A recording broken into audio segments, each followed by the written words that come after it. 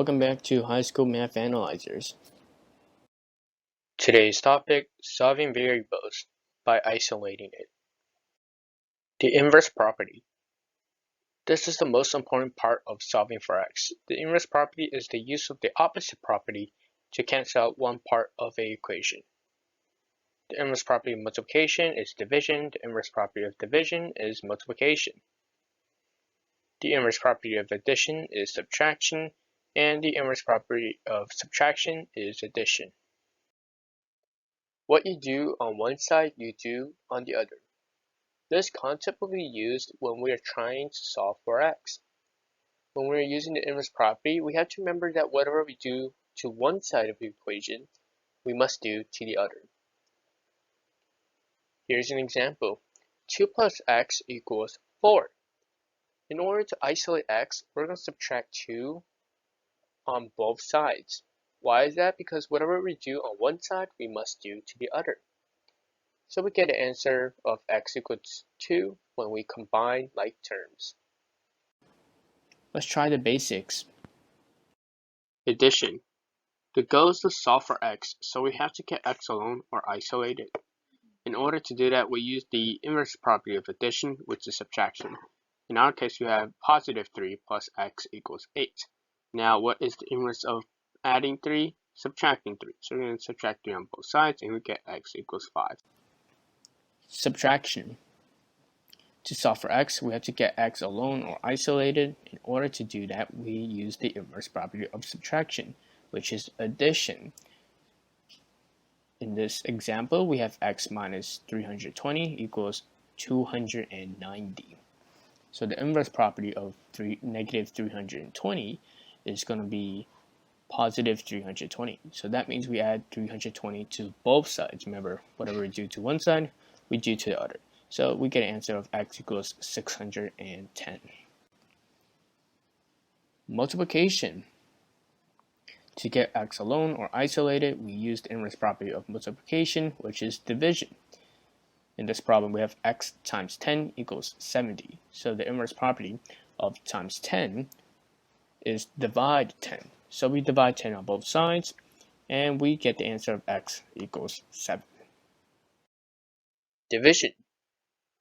To get x alone or isolated, we use the inverse property of division, which is multiplication. In this problem, we have x divided by 8 equals 2.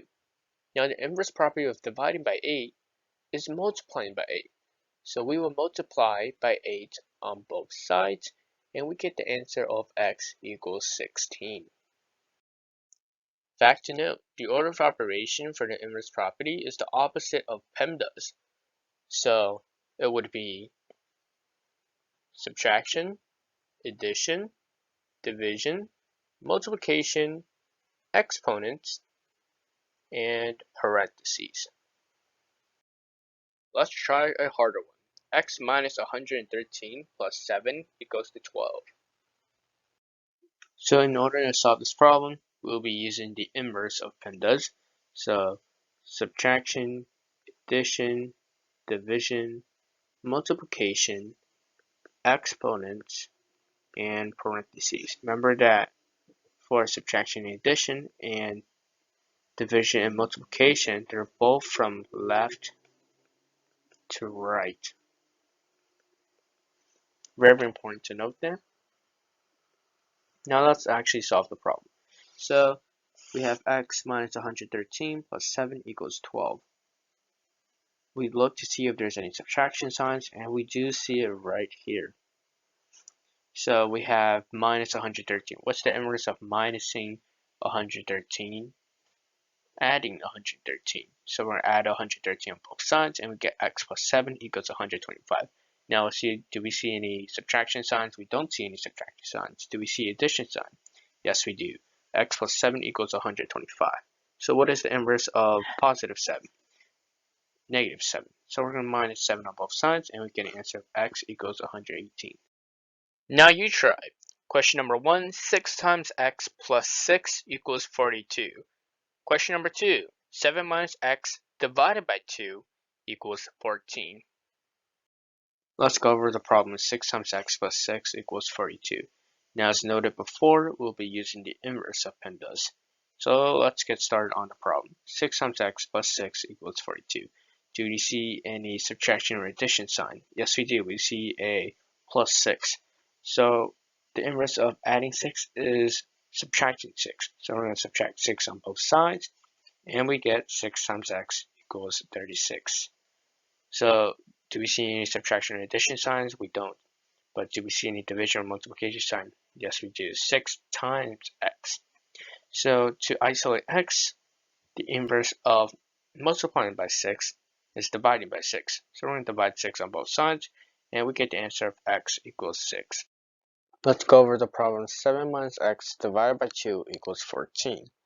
Now, as stated before, we're using the inverse of PEMDAS, and it's also important to note that subtraction and addition, division and multiplication will always be from left to right. So we'll solve everything from left to right. So let's see, is there any subtraction or addition?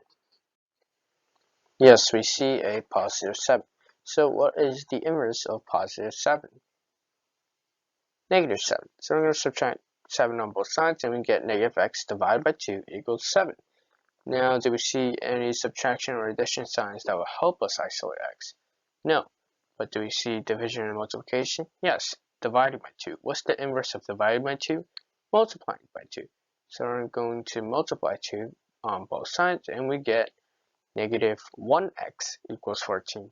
Now, why is the 1 there? Well, because x will always have a coefficient of 1. So we're going to divide negative 1 on both sides, and we get the answer of x equals negative 14.